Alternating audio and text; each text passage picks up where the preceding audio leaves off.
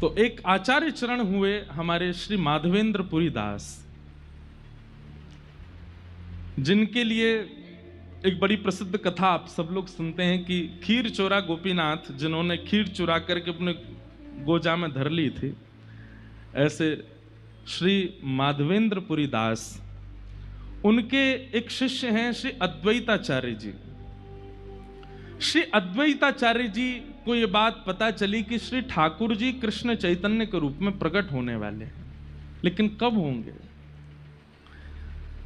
विचार कीजिए। श्री अद्वैताचार्य जी गंगा की तट पर शालिग्राम भगवान की सेवा करते हैं और 1 लाख तुलसी रोज चढ़ाते हैं, और 1 लक्ष तुलसी अर्पण करने का एक ही भाव रहता है उनके चित्त में, क्या? मेरे गौर हरि कब आएंगे, मेरे श्याम सुंदर कब आएंगे, मेरे प्राणनाथ कब आएंगे। आप जल्दी कृपा करो कि वे अवतरित हों इस धरती पर। जो पाप बढ़ रहा है और जो भाव नष्ट हो रहे हैं लोगों के, उसके प्रादुर्भाव के लिए वे जल्दी प्रकट हों।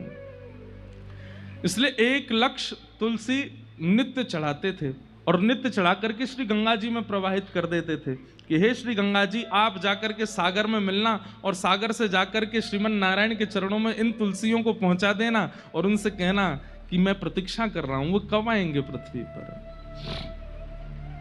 आपके साथ में श्री हरिदास ठाकुर रहते थे, वे भी इनकी सहभागिता में व्यक्त होते थे, सेवा में रहते थे। कहते हैं श्री अद्वैताचार्य जी इतनी तीव्र वेदना से पुकारते थे कि कभी कभी गोलोक धाम में बैठे बैठे प्रिया प्रियतम का सिंहासन हिलने लग जाता था। तो किशोरी जी कहती थी, हम आपसे पुनः कहें भैया बहुत सावधानी से सुनिएगा, ये बहुत गंभीर और बड़ा भाव में प्रसंग है। किशोरी जी कहती, हे श्याम सुंदर, ऐसा लगे कभी कभी कि जैसे गोलोक में भी कभी कभी भूकंप सो आवे। पृथ्वी पे तो भूकंप सुनो है, पर जा गोलोक में भूकंप आ जाए। ठाकुर जी कहे, हे श्यामा जी, आप बड़ी भोरी हो, या गोलोक धाम में कभी भूकंप ना आयो करे? तो बोले, ये तो एक मेरो परम भक्त अद्वैताचार्य पुकार रहे हो है, और वो पुकार करके निवेदन कर रहे हो है कि गौर हरि पधारो, हे कृष्ण चैतन्य पधारो। मुझ को बुलाए रहे हो है, और वाकई विरह वेदना, वाकई जो स्वर हैं वो इतने तीव्र हैं कि गोलोक धाम में वही भूकंप का अनुभव होने लग जाता है। सोचिए,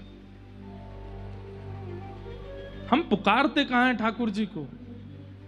अगर पुकार है जाए तो ठाकुर जिस गोलोक धाम को ब्रह्मा जी भी नहीं प्रलयकालीन भाव से स्थगित कर सकते, वो भक्त की वेदन स्वर से भूकंप आ जाता है वहां पर। ब्रह्मा जी भी नहीं प्रलयकालीन भाव से स्थगित कर सकते, वो भक्त की वेदन स्वर से भूकंप आ जाता है वहां पर। ठाकुर जी कह रहे हैं, अरे जे तो मेरो परम भागवत अद्वैताचार्य मुझ को पुकार रहे हो है। किशोरी जी बोली, या कि विरह वेदना में देख नहीं पा रही हूं, आप कृपा करो।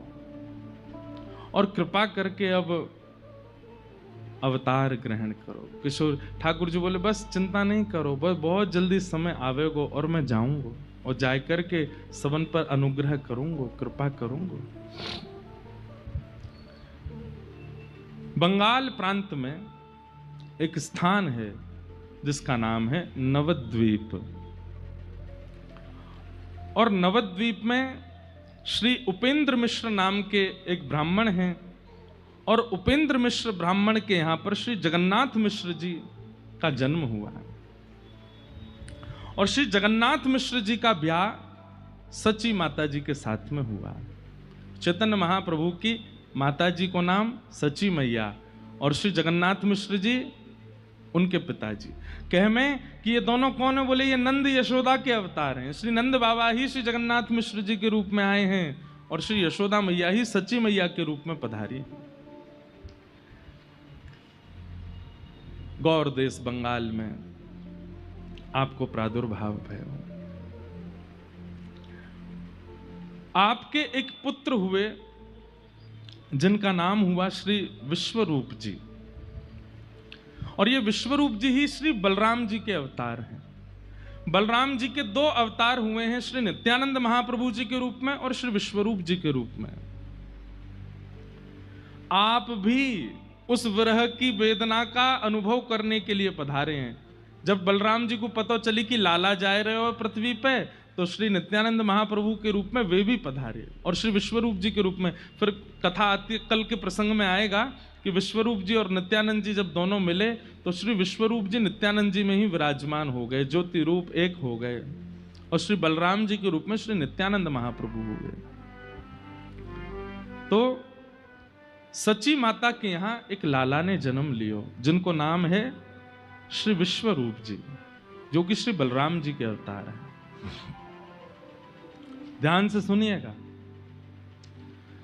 बलराम जी के आगमन के बाद, विश्वरूप जी के प्रादुर्भाव के बाद सची मैया के 8 बार गर्भ धारण हुआ, पर 8वां बार गर्भपात हो गया। बालक ठहरते नहीं है गर्भ में, जिस कारण से सची मैया इतनी चिंतित रहती हैं।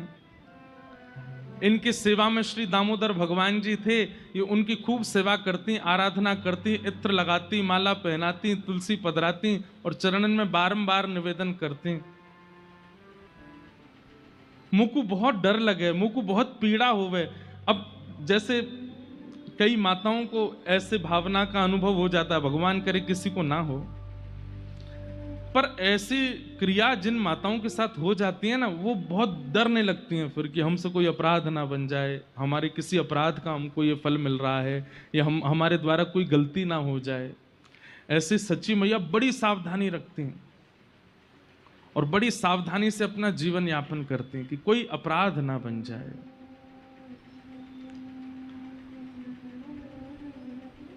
दामोदर भगवान जी की सेवा करती हैं और सेवा करके केवल ये कहती हैं कि हे दामोदर नाथ, आप कृपा करो, मैं अब कोई अपराध नहीं करूंगी, पवित्रता को ध्यान रखूंगी, सब मंगलमय हो, बस एक बालक और जीवन में आ जाए, आप जैसो ही आ जाए, आपकी सेवा करवे वारो, आपको भजवे वारो, आपको प्राप्त करवे वारो आ जाए।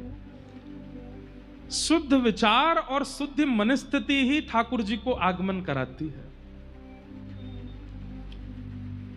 हमारी विचारधाराओं में कहीं ना कहीं, हमारे आचरण में कहीं ना कहीं, हमारे भाव में कहीं किंचित कोई दोष रह जाता है, ठाकुर जी आते आते रुक जाते हैं।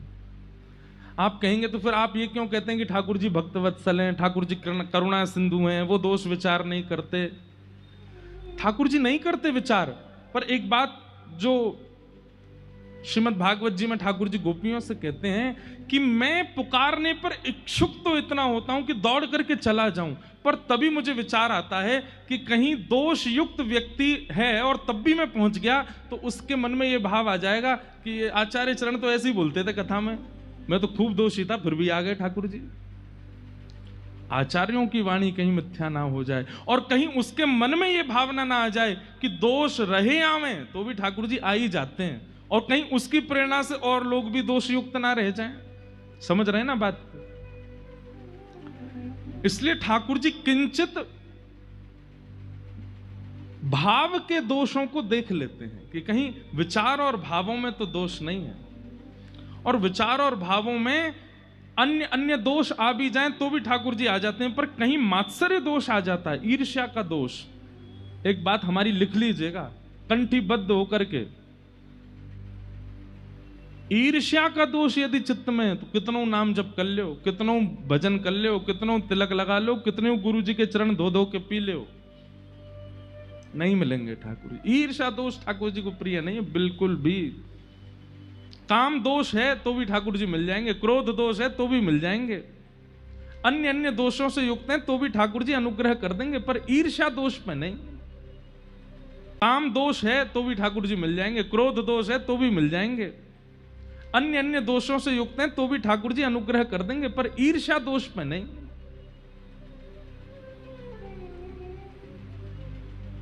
सची मैया परम पवित्र हैं हृदय से, और नित्य श्याम सुंदर को पुकारती हैं। अब देखो, एक चीज आपको सब जगह मिलेगी कि आचार्य चरणों की माताओं का जीवन देखो। अब इसमें वुमेन एम्पावरमेंट वाले हमको कहीं घसीट नहीं लें, और पिता को कुछ नहीं करना है, सब हमें ही करना है। आप इस बात को ऐसे क्यों ले जाते हैं? पिता के अथक प्रयास से कुछ नहीं होने वाला। बेटा केवल खाएगा, पिएगा, सोएगा, पर उसके भीतर अंतरंग का जो निर्माण है वो तो मां के स्वभाव से ही होगा।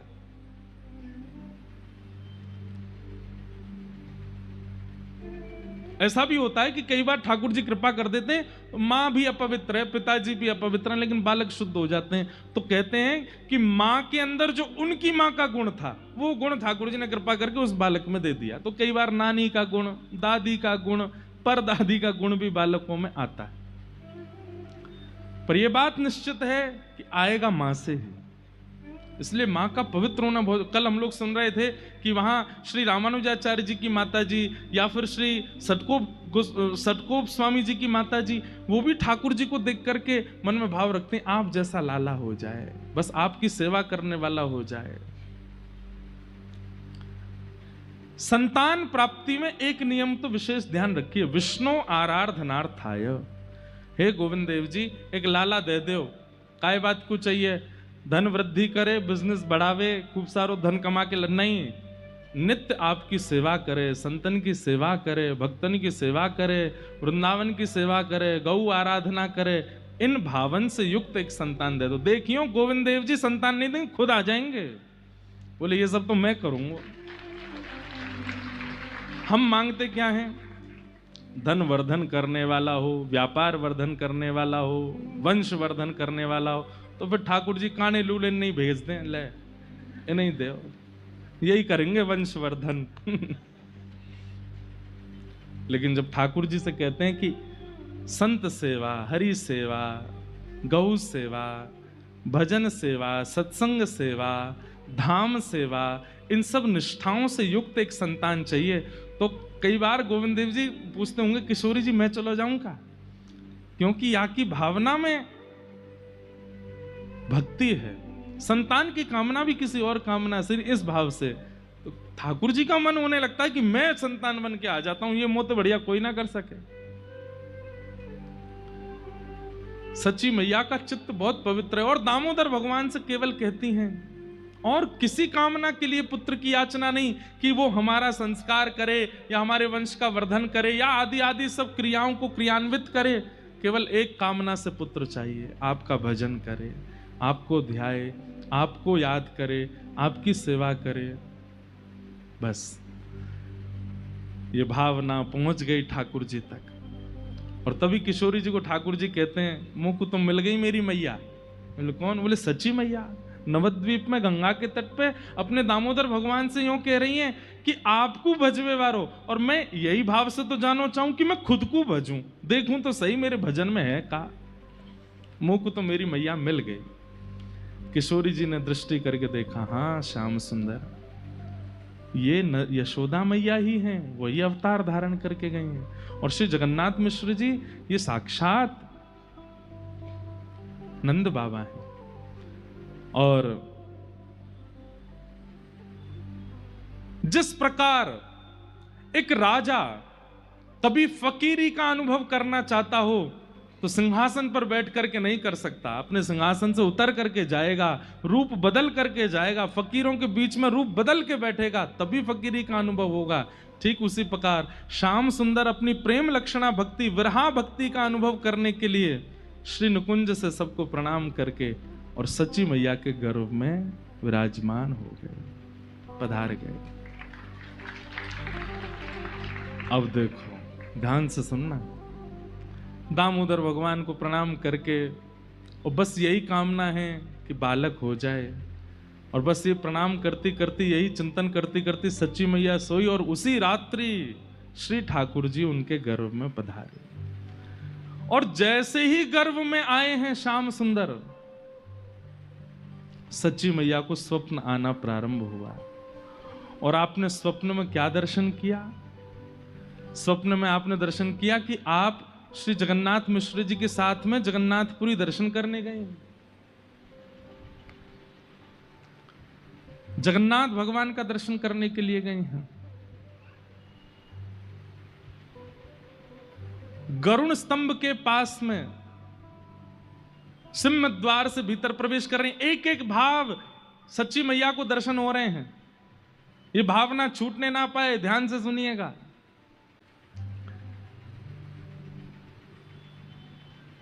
सच्ची मैया को स्वप्न दिखता है कि जगन्नाथ मिश्र जी उनको जगन्नाथपुरी की यात्रा पर ले गए हैं। सिंह द्वार से भीतर प्रवेश कर रही हैं, पतित पावन भगवान सब दर्शन कर रहे हैं, लेकिन पतित पावन भगवान सच्ची मैया को देख रहे हैं अपनी नेत्रों से। और जैसे ही नेत्र उनकी तरफ हुए तो सच्ची मैया बोलती हैं, हे जगन्नाथ मिश्र जी देखिए, ऐसा लग रहा हो पतित पावन भगवान मुझे देख रहे हैं। बोले नहीं, तुम्हें नहीं देख रहे, वो सामने ही देख रहे हैं। आप लोग जगन्नाथपुरी गए हैं ना, वो द्वार पे ही भीतर प्रवेश करते ही पतित पावन भगवान है। सीढ़ियां चढ़ने लगी, सच्ची मैया स्वप्न देख रही हैं। और जैसे ही परिक्रमा लगा करके जा रही हैं तो क्या देख रही हैं, जगन्नाथपुरी मंदिर में जितने भी मंदिर देवालय हैं, सबके ठाकुर जी अपने अपने द्वार देहरी पर बाहर आकर के सच्ची मैया को प्रणाम कर रहे हैं। और ये देख करके सच्ची मैया बार बार जगन्नाथ मिश्र जी से कह रही, देखियो ये तो देवता सब बाहर आ गए, ये देखो ये भी देवी बाहर आ गई, ये तो गणेश जी बाहर बैठे हैं। बोले बाहर नहीं है देवी, अंदर बैठे हैं सब। सच्ची मैया को स्वप्न अनुभव हो रहा है। जैसे ही आपने जगन्नाथ मंदिर में प्रवेश किया और गरुण स्तंभ के पास से दर्शन की आज भी विधा है। गरुण स्तंभ के पास जाकर के जैसे ही सच्ची मैया ने पहले बलभद्र जी को देखा, सुभद्रा जी को देखा, और जैसे ही जगन्नाथ जी को देखा तो जगन्नाथ जी को देखते ही जगन्नाथ जी मंद मंद मुस्काने लगे और मुंह खोल खोल करके बार बार जैसे मानो मैया मैया कह करके सच्ची मैया को पुकार रहे हूं। और तभी अचानक से विशाल विग्रह श्री जगन्नाथ जी का धीमे धीमे धीमे धीमे छोटा होता चला गया। अचानक से श्री जगन्नाथ जी की भुजाएं प्रकट हो गई, चरण प्रकट हो गए, और नन्हे से गोपाल जी बन करके ब्रह्म वेदी से उतर करके दोहरियां दौड़ करके आए और सच्ची मैया की गोद में आकर के लिपट गए। ये स्वप्न सच्ची मैया ने देखा। बंधुओं, श्री गौर हरि कौन है? जब लीला संवरण करते हैं श्री चैतन्य महाप्रभु, प्रकट भी श्री जगन्नाथ जी से हो रहे हैं आज सच्ची मैया के पास में। और जब आप लोग सुनेंगे कि श्री चैतन्य महाप्रभु लीला विजय कर गए, तो उस दिन भी सुनेंगे कि दौड़ करके श्री जगन्नाथपुरी मंदिर में प्रवेश करते हैं और गरुण स्तंभ के पीछे से दौड़ करके जाते हैं और श्री जगन्नाथ जी में ही विलीन हो जाते हैं। चैतन्य महाप्रभु साक्षात श्री कृष्ण हैं, कोई अंतर नहीं। घबरा करके मैया के नेत्र खुले और यही स्वप्न सच्ची मैया जगन्नाथ जी को सुनाती हैं। जगन्नाथ मिश्र अपने पतिदेव को, मैंने अभी एक स्वप्न देखो। बोले कहा? बोले ऐसे हम लोग जगन्नाथपुरी गए और वहां पर जगन्नाथ जी छोटे लाला बन गए और वही दौड़ करके आके मेरी गोद में आकर के बैठ गए। मैं उनको खिला रही हूं, उन्हीं को हृदय से लगा रही हूं। देवी, ये तो शुभ है, ठाकुर जी का दर्शन होना स्वप्न में, ये तो अच्छी बात है, इसमें चिंता क्यों करती हो? चलो स्नान ध्यान करो, सेवा करो। सच्ची मैया स्नान ध्यान कर रही है, लेकिन चिंतन में वही चल रहा है कि जगन्नाथ जी, अच्छा स्नान करके आप जैसे ही बाहर आई तो आपके श्री अंग में वो लक्षण प्रकट होने लगे जो एक गर्भवती माता के होते हैं। आपको पीड़ा जैसी होने लगी, वमन की सी स्थिति बनने लगी। तो आपने जाकर के श्री जगन्नाथ मिश्र जी से कहा कि नहीं, थोड़ा दाई माँ को बुलाओ ना, मुझे कुछ अनुभव हो रहा है। तो जैसे ही दाई माँ आई, आकर के उन्होंने जैसे ही सच्ची मैया की नाड़ी देखी और देख करके तुरंत प्रसन्न होकर के श्री जगन्नाथ मिश्र जी से कहा, बधाई हो, घर में नन्ही किलकारी आवे वारी है। आज सच्ची मैया को गर्भ होने का अनुभव हो रहा है। उसी रात में स्वप्न हुआ, मतलब स्वप्न के द्वारा ही श्री जगन्नाथ जी गर्भ में पधार गए हैं सच्ची मैया के। अब तो स्थिति ये कि सच्ची मैया को खूब सारे अनुभव होने लगे। कभी कभी क्या अनुभव होता है, सुबह उठती हैं और जैसे ही आंगन में देखती हैं तो खूब सारे सुगंधित पुष्प चारों ओर पड़े हैं। सच्ची मैया आकाश की ओर देखती हैं और जैसे तेज धूप उनको लगती है, और जैसे ही वो ऐसे करती, इतने में ही एक बादल आता है और ऊपर आकर के छतरी बनकर के सच्ची मैया के घूमने लगता है। जहां जहां जाती है वो बादल ऊपर ही डोलता है। ये सब अनुभव होने लगे। आप जैसे ही सूर्य नारायण को अर्घ देने जाती हैं, इतने में ही क्या देखती हैं कि सूर्य के नेत्र प्रकट हो गए, सूर्य की मुस्कान आ गई और सूर्य देव प्रणाम कर रहे हैं, सच्ची मैया को वंदन कर रहे हैं। आप जब गौशाला में जाती हैं तो सारी गाय रम्माना बंद कर देती हैं और सच्ची मैया को देख करके नेत्रों से अश्रुपात करने लगती हैं। क्यों? क्योंकि सबको पता है कि गर्भ में कौन है। इस प्रकार के अनुभव आपको होने लगे। कभी बालक के चरणों के चिन्ह दिखाई देने लगते हैं, कभी सूर्य चंद्र के प्रणाम की भावना आपके चित्त में आने लगती है, कभी बादल छतरी बनकर के घूमने लगते हैं। आप जाकर के श्री जगन्नाथ मिश्र जी से कहती हैं, ये सब अनुभव मुझे हो रहे हैं, तो इन अनुभवों से तुम कहीं व्यथित तो नहीं हो रही हो? सच्ची मैया कितनी व्यथित तो नहीं, पर चित्त में आनंद हो रहा है। देवी तुमको चाहती हो, देखो गर्भ में बालक है, तुम्हें बहुत सावधानी रखनी है, पहले ही 8 बार गर्भपात हो चुका है, अब नहीं होना चाहिए, बहुत साफ। तुमको चाहती हो तो मैं वो व्यवस्था कर दूं? सच्ची मैया बोले एक काम कर दीजिए। बोले क्या? अखंड संकीर्तन बैठवा दीजिए घर पे, दिन रात मेरे कानों में केवल हरिनाम चलता रहे। आहा, अभी मां को 1 महीना ही हुआ है गर्भ धारण किए और श्री घर में अखंड संकीर्तन बैठ गया। दिन भर कीर्तन होता है, रात भर कीर्तन होता है। आहा,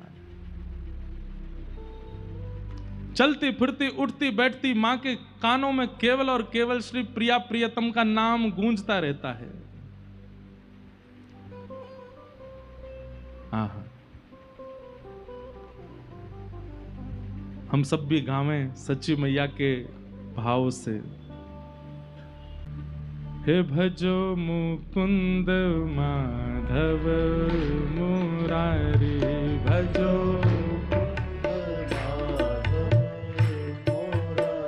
हे भजो मुकुंद माधव मुरारी, भजो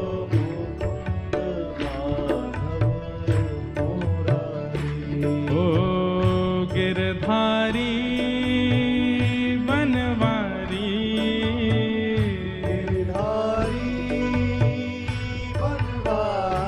हाँ गिरधारी प्यारो बनवारी, गिरधारी प्यारो बनवारी, हे गिरधारी बनवारी, गिरधारी बनवारी, हे गिरधारी बनवारी, गिरधारी बनवारी, ओ गिरधारी प्यारो बनवारी, गिरधारी प्यारो बनवारी, हे भजो आ भजो ओ भजो मुकुंद माधव मुरारी, भजो मुकुंद हे भजो मुकुंद माधव मुरारी। अब तो स्थिति ये है, सच्ची मैया घर में काम करती रहती हैं और कानों में ध्वनि जाती है, कभी बाहर जाती हैं, कुछ क्रिया करती हैं, उस समय भी कानों में ध्वनि, स्नान करती हैं, ध्यान करती हैं, हमेशा सोते हुए भी कानों में केवल गिरधारी प्यारो बनवारी, गिरधारी प्यारो बनवारी, हाँ गिरधारी प्यारो बनवारी, गिरधारी प्यारो बनवारी, हे गिरधारी बनवारी, गिरधारी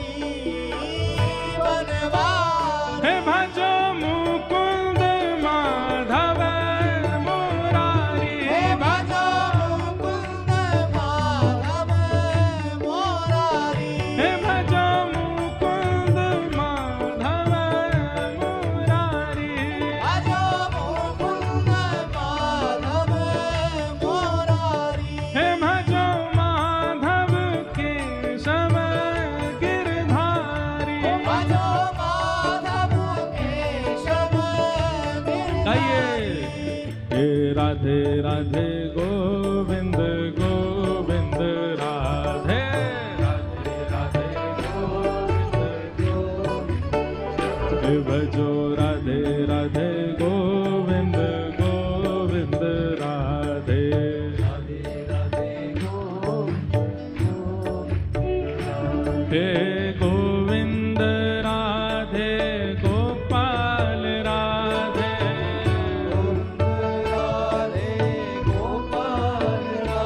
हे गोविंद राधे गोपाल राधे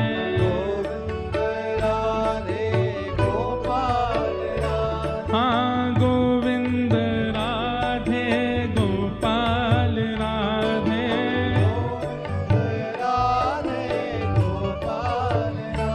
हे गोविंद राधे गोपाल राधे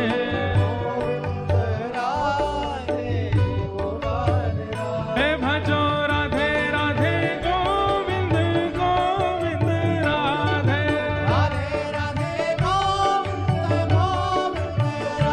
हे राधे राधे गोविंद गोविंद राधे हे भजो राधे राधे गोविंद गोविंद राधे गाइए हे राधा गोपीनाथ भजो राधे गोविंद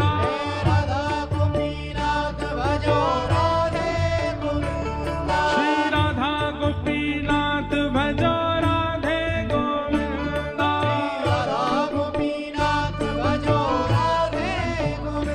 प्यारे मदन मोहन लाल भजो राधे गोविंद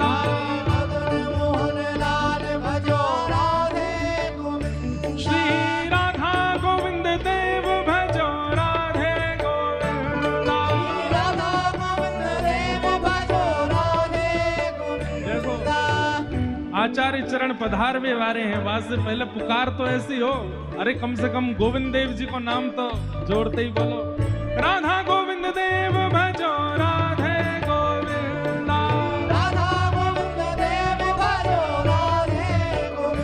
प्यारे राधा गोपीनाथ भजो राधे गोविंद हे भजो राधे राधे राधे राधे राधे गोविंद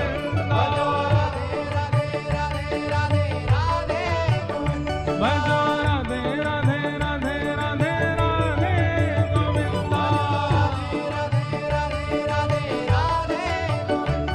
हे राधे राधे गोविंद गोविंद राधे हाँ राधे राधे गोविंद गोविंद राधे हे गोविंद राधे गोपाल राधे हे गोविंद राधे गोपाल राधे हे भजो गोविंद राधे गोपाल राधे हे भजो गोविंद राधे गोपाल राधे आओ बुझा उठा के हे भजो हाँ भजो हे भजो राधे राधे गोविंद गोविंद राधे भजो राधे राधे गोविंद गोविंद राधे हे भजो राधे राधे गोविंद गोविंद राधे हे भजो राधे राधे गोविंद गोविंद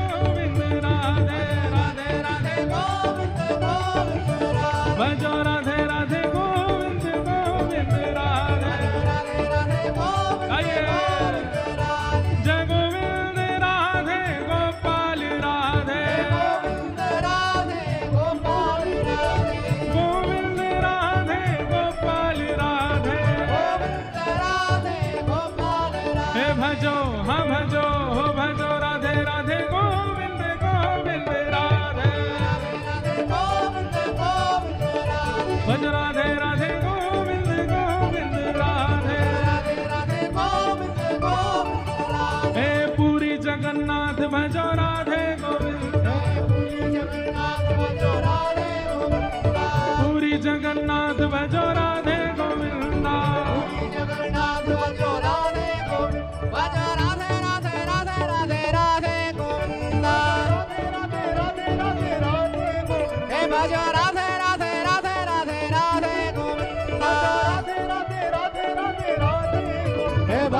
हे भजो पूरी जगन्नाथ भजो राधे गोविंदा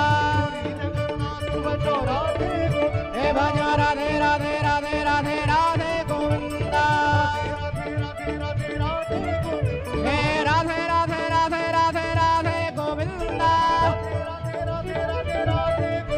हे राधे राधे राधे राधे राधे गोविंदा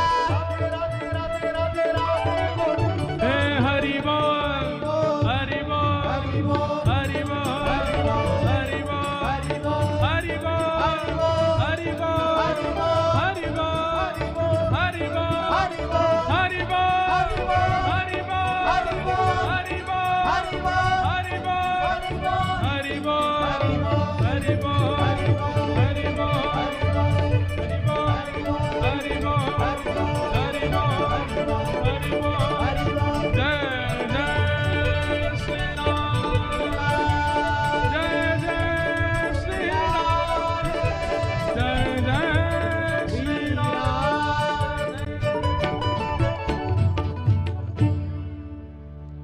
मैया तेरे पाँव पड़ूं एक बार हरि बोल मैया तेरे पाँव पड़ूं एक बार हरि बोल भैया तेरे पाँव पड़ूं एक बार हरि बोल भैया तेरे पाँव पड़ूं एक बार हरि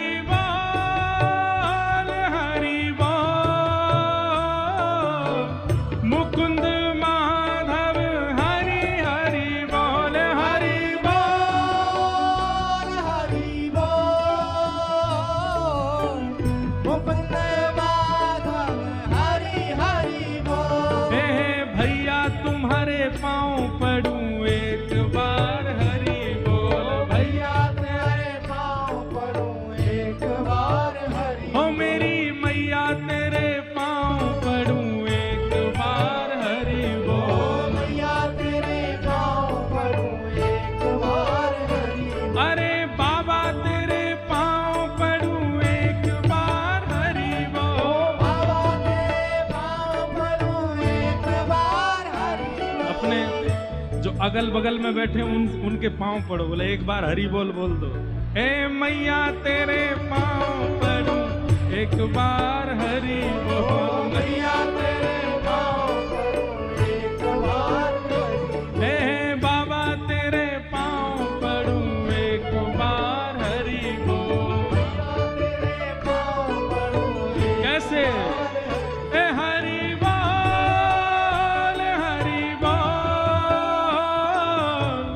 मुकुंद माधव हरि हरि बोल हरि बोल मुकुंद माधव हरि आइए ए हरि बोल मुकुंद माधव हरि हरि बोल हरि बोल मुकुंद माधव हरि हरि बोल ए हरि बोल मुकुंद माधव हरि हरि बोल हरि बोल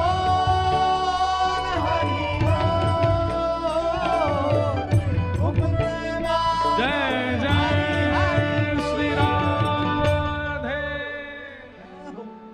विराज जाओ जय बैठो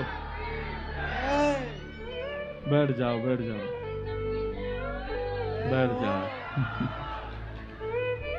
ऐसे नाम संकीर्तन होता है और चलते फिरते उठते बैठते खाते पीते नाचते रहती हैं श्री सच्ची मैया। भोजन भी बनाती हैं तो भी हरि बोल हरि बोल हरि बोल, स्नान भी करती हैं तो हरि बोल, वस्त्र धारण करती हैं तो हरि बोल, कोई भी क्रिया कर रही। और उस परिस्थिति में जब गर्भ में बालक है, 13 महीने तक गर्भ में रहे गौर हरि चैतन्य महाप्रभु।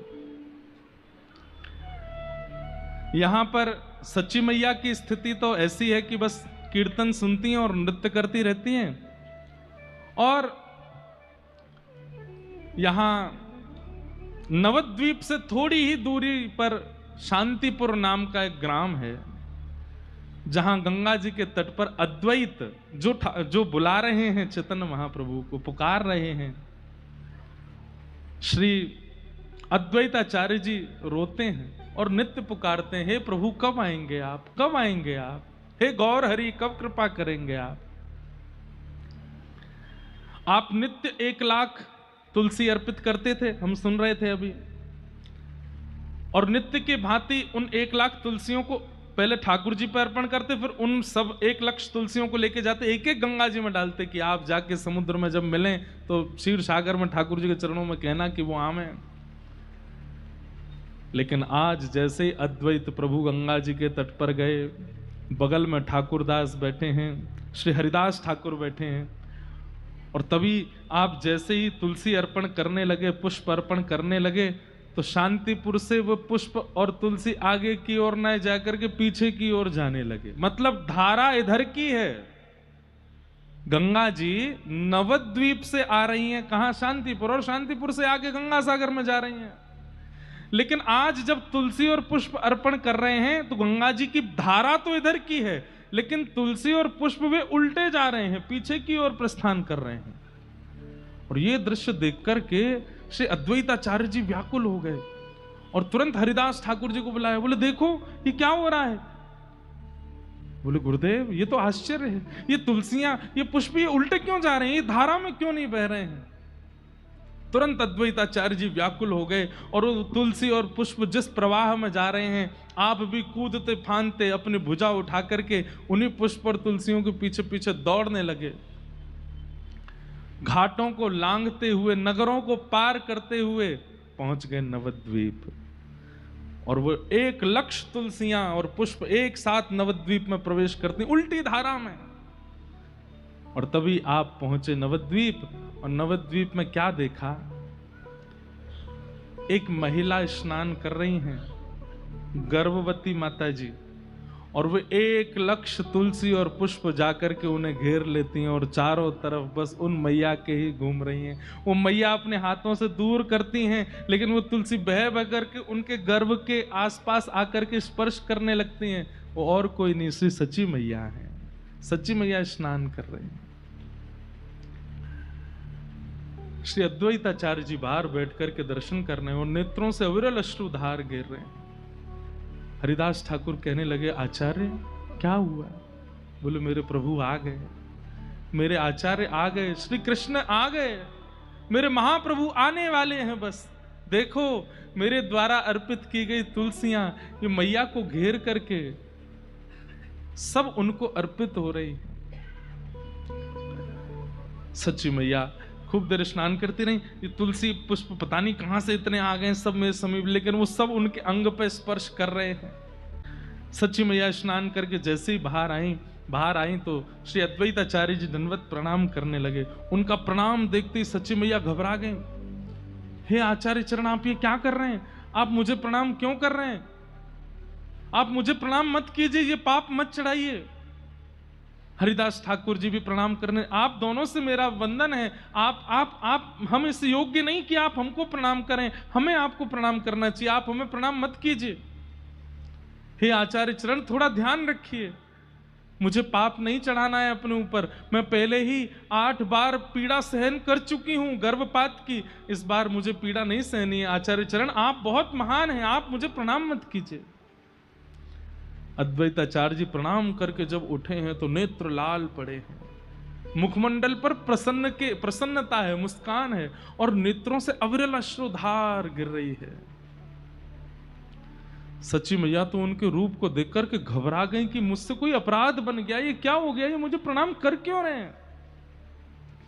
दौड़ करके सची मैया अपने घर भागी, इतनी भयभीत हो गई, इतनी घबरा गई, बार बार अपने गर्भ का स्पर्श करें कि कुछ हो ना जाए। एक श्रेष्ठ आचार्य चरण ने मुझको प्रणाम कर लिया। आपने जाकर के तुरंत जगन्नाथ मिश्र जी से कहा कि देखिए ना, घाट पर एक महापुरुष मुझे प्रणाम कर रहे थे। यहां जगन्नाथ मिश्र जी रोज ही सुनते हैं, कभी इनको लगता है कि इनको सूर्य प्रणाम कर रहा है, कभी इनको लगता है इनको चंद्रमा प्रणाम करने, कभी इनको लगता है गंगा, कभी इनको लगता है कि गैया इनको प्रणाम कर रही है। रोज ही कुछ ना कुछ भाव है। देवी पता नहीं, हमें तो लगता है कि कौन आए हैं गर्भ में कि सब तुमको प्रणाम करते से ही दिखते हैं। मैं कुछ भाव नहीं बना रही हूं मन से, आप जाकर के देखिए, वहां पर श्री साक्षात अद्वैताचार्य जी मुझे प्रणाम कर रहे थे।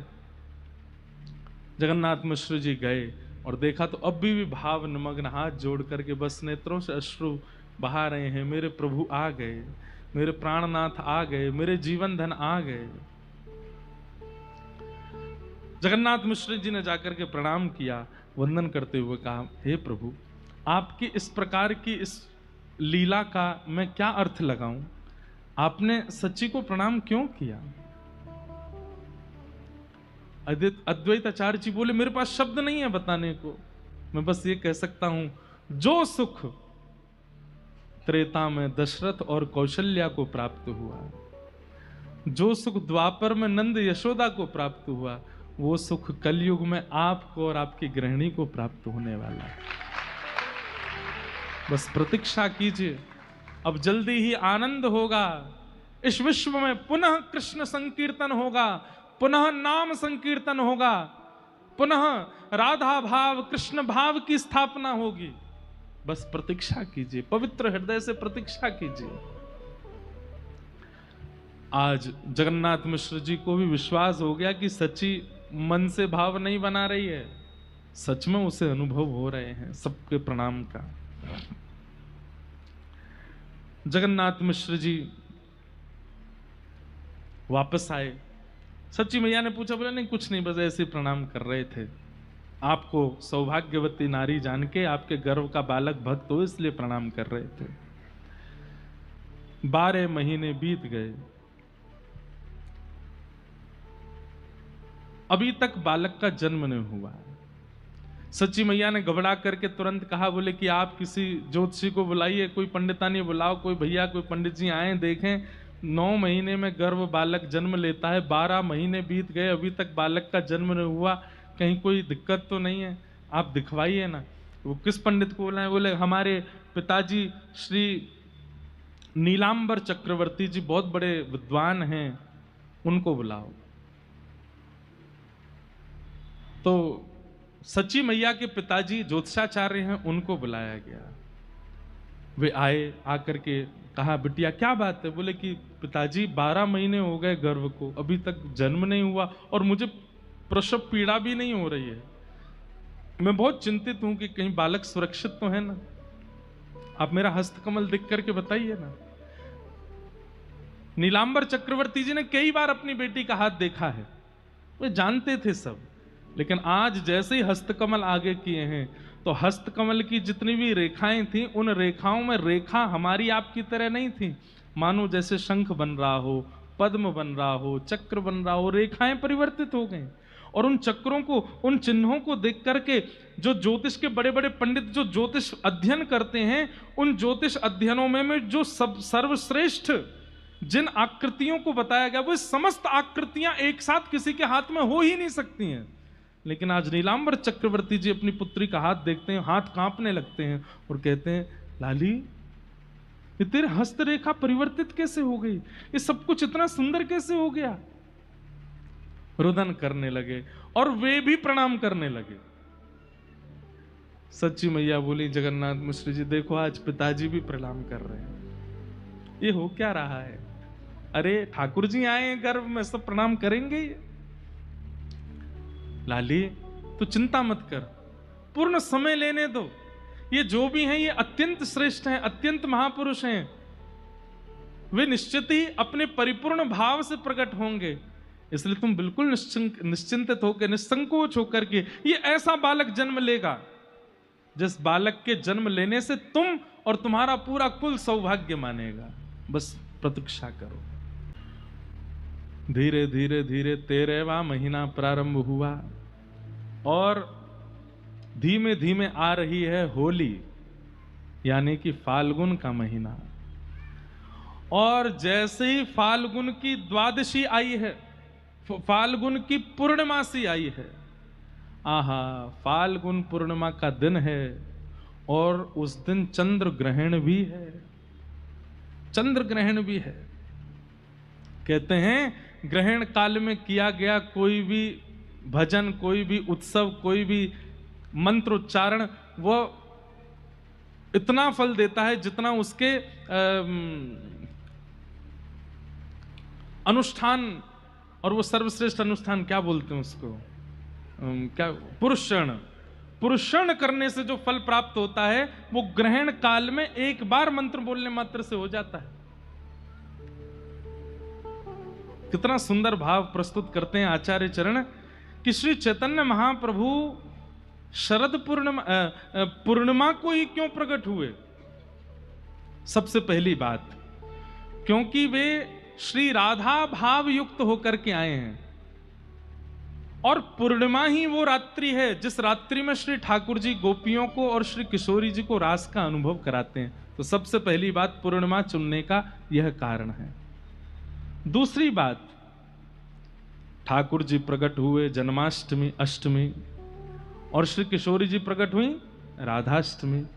8 और 8 दोनों एक हुए, कितने हुए? 16। और 16वें दिन आती है पूर्णिमा। यानी कि इस बात से प्रस्तावित हुआ कि ना तो ये केवल राधा है, ना ये केवल कृष्ण है, ये राधा कृष्ण मिलित हैं, इसलिए पूर्णिमा को आ रहे हैं, पूर्णिमा को आ रहे हैं। पूर्णिमा, उसमें भी फाल्गुन महीना क्यों चुना? बोले भैया साल भर तो कन्हैया को रंग चढ़े सबन पे, ये एकमात्र होली है जादना किशोरी जी को रंग चढ़े श्याम सुंदर पे। तो आज ठाकुर जी इस बात को प्रस्तुत करने के लिए कि मैं अपने वर्ण में नहीं आया हूं, किशोरी जी ने मुंह पर रंग डारो है अपनो, या हमारे श्री फाल्गुन पूर्णिमा के दिन गौर प्रकट हुए हैं। आज ठाकुर प्रकट होकर के चैतन्य महाप्रभु कह रहे मेरो वर्ण नहीं है, किशोरी जी ने रंग लगा के भेजो मुंह को, आज वे जीती है मैं हारो हूं, या हमारे पूर्णिमा को प्रकट भय। अच्छा, एक बात और, पूर्णिमा पर श्री चैतन्य महाप्रभु प्रकट हुए। आप आचार्यों के जितने भी उत्सव देखेंगे या तो एकादशी को होते होंगे या द्वादशी को होते होंगे। ठाकुर जी के उत्सव देखोगे तो अष्टमी को होते होंगे, नवमी को होते होंगे। आचार्य उत्सव ज्यादातर एकादशी और द्वादशी, तिरोभाव और प्राकट्य दोनों, और ठाकुर जी को उत्सव अष्टमी और नवमी। लेकिन कुछ गिने चुने ही हैं जो पूर्णिमा को आए हैं, उनमें से पहले हैं श्री चैतन्य महाप्रभु, और दूसरे बताएं श्री राधा रमण लाल प्रभु, वे भी पूर्णिमा को आए हैं, बुद्ध पूर्णिमा। और एक बात और बता दें, हैं? हाँ, निम्बार्क भगवान भी पूर्णिमा को, जय हो पलसाना वाले महाराज जी। बहुत गिने चुने होंगे। और एक आपकी राजस्थान की लाली, कौन? मीराबाई, शरद पूर्णिमा को। मतलब एक बात तो स्पष्ट हो जाएगी, प्रेम रस से युक्त जितने भी आए हैं पृथ्वी पर वो पूर्णिमा को ही आए हैं, पूर्णिमा को ही प्रकट हुए हैं। चाहे वो भगवान हो राधा रमन लाल, चाहे वो भक्त हो, प्रेमी जितने भी भाई। ऐसा नहीं है कि आप एकादशी वालों को कुछ नहीं समझो, अष्टमी नवमी वालों को कुछ नहीं समझो, पर हाँ पूर्णिमा के दिन तो एक बार से ये कहते हैं तो अत्यंत प्रेम युक्त होकर के आए हैं सब पूर्णिमा को पधारे। तो फाल्गुन की पूर्णिमा को ग्रहण लगने वाला है, संध्या के यही समय हुआ है जिस समय पर अभी हम बैठे हैं, लगभग 6:30-7 बजे के बीच का समय है। ग्रहण लगने वाला, ग्रहण से पहले सूतक होता है, और सूतक के बाद जैसे ही ग्रहण लगता है तुरंत सब आचार्य चरण जाते हैं, स्नान करके और नदी के तट पर बैठ करके अपने अपने नाम जप आदि में लग जाते हैं। सच्ची मैया का घर बिल्कुल गंगा जी के तट पे है। और पूरा दिन व्यतीत हो गया। जैसे ही सूर्य अस्ताचल को गए हैं, चंद्रमा प्रकट होने वाले हैं ना, तो अब देखो राम जी आए तो पक्षधर हो गए, सूर्य को ही सारा मौका दिया। ठाकुर जी आए तो पक्षधर हो गए, चंद्रमा को ही मौका दिया। लेकिन एक तो हमारी श्री बरसाने वाली वृंदावनेश्वरी राधा रानी, इन दोनों को मौका दिया। सुबह सुबह होती हैं जब ब्रह्म मुहूर्त सूर्य उदयमान हो रहे हैं। और एक श्री चैतन्य महाप्रभु, ये भी ऐसे काल में हुए कि सूर्य चंद्र दोनों आकाश में, सूर्य अस्ताचल को जा रहे हैं, चंद्र उदित हो रहे हैं। बड़े बड़े ऋषि, बड़े बड़े महातपी, बड़े बड़े योगी, बड़े बड़े ध्यानी, बड़े बड़े नाम जापक सब आ गए गंगा के तट पर। और सब ने जैसे ही देखा ग्रहण शुरू होने वाला, उसी समय डुबकी लगा लगा करके सब अपने अपने पुरुष शरण में बैठ गए हैं। और ठीक उसी काल में, उसी नक्षत्र में, यहां बाहर सब चारों ओर से सची मैया का घर घिरा हुआ है नाम जापकों से। और उसी काल में श्री सची मैया के गर्भ से साक्षात राधा भाव विहित, साक्षात कृष्ण तन श्री चैतन्य महाप्रभु का प्रादुर्भाव हुआ है। बोल आचार्य चरण की, श्री महाप्रभु कृष्ण चैतन्य की जय। जय श्री राम। निताई गौर हरि, निताई गौर हरि, निताई गौर हरि।